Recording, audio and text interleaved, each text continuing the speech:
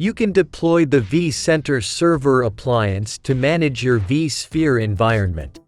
vCenter Server Appliance 8.0 can manage ESXi host 7.0 or later. The vCenter Server installer contains executable files both for GUI and CLI deployments. The GUI deployment is a two-stage process. The first stage is deploy the OVA file of the appliance on the target ESXi host or vCenter server instance. After the OVA deployment finishes, you are turned to the second stage that sets up and start the services of the newly deployed appliance. The CLI deployment method run a CLI command with a JSON file that you previously prepared. The CLI installer parses the configuration parameters and their values from the JSON file and generates an OVF tool command that automatically deploys and sets up the appliance. The CLI deployment automatically runs both Stage 1 then Stage 2, with no user interaction required. Click above link to learn how to deploy vCenter server using CLI. This is today's lab setup. In this lab session, I will install the VMware vCenter server appliance on ESXi1. Before you deploy the vCenter server appliance, you must download the vCenter server installer ISO file and mount it to a network virtual machine or physical server from which you want to perform the deployment. In this lab session, I will mount the vCenter server ISO file to network virtual machine named client computer. Mount the vCenter server installation ISO file on the client computer. In the vCenter server installer, navigate to the vCSA UI installer directory.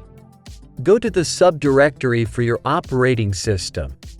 I will select Win32 subdirectory because I use a network virtual machine with the Windows operating system. Run the installer.exe file to start the deployment. On the home page, click Install Wizard. Review the introduction page to understand the deployment process and click Next. Read and accept the license agreement and click Next. Connect to the target server on which you want to deploy the vCenter server appliance. I will connect to an ESXi host 1. Enter the FQDN or IP address of the ESXi host and insert host credentials. Accept certificate warning. On the Setup Appliance VM page, enter a name for the vCenter server appliance, set the password for the root user, and click Next. Select the deployment size and storage size of the vCenter server appliance for your vSphere inventory. I'm selecting my deployment size as tiny and storage size as default. Select the storage location and optionally you can enable thin disk mode. If you selected vSAN as your storage location, you must claim disks for storage. On the Configure Network Settings page, set up the network settings. Select the network to which to connect the appliance. Select the version for the appliance IP address. If you select static mode, enter the IP address and network settings of vCenter appliance. Optionally, you can customize the HTTP and HTTPS ports. Click Next to continue. On the Ready to Complete Stage 1 page, review the deployment settings for the vCenter server appliance and click Finish to start the OVA deployment process.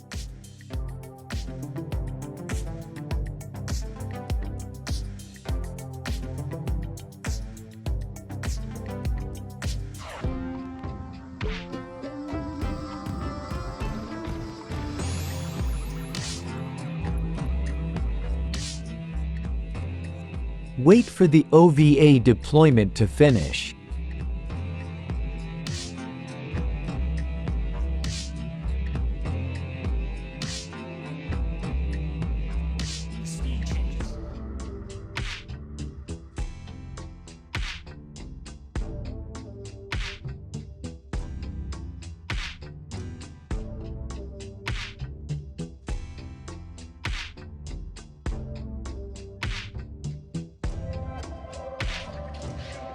Click Continue to proceed with Stage 2.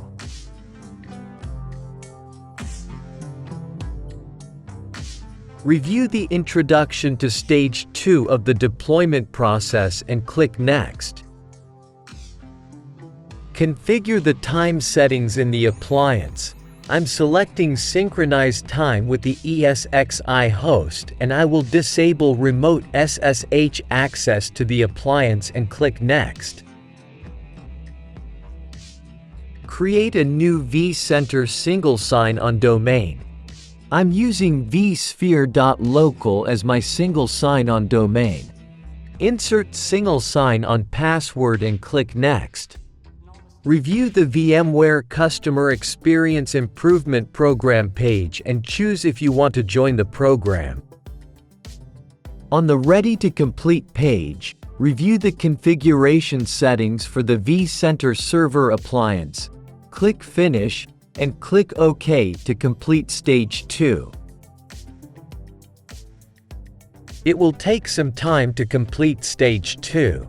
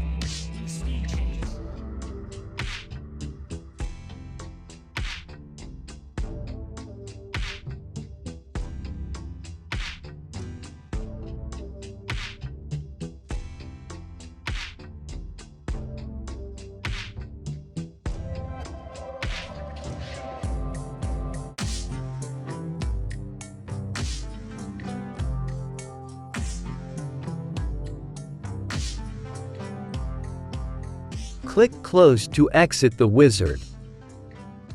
Now you can log into the vCenter server using vCenter IP address or FQDN.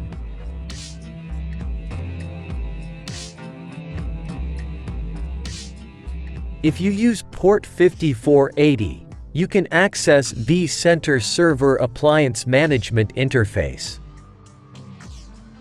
Thank you for watching this video. I hope that you found this tutorial helpful and informative. If you have any questions or feedback, please feel free to leave a comment below.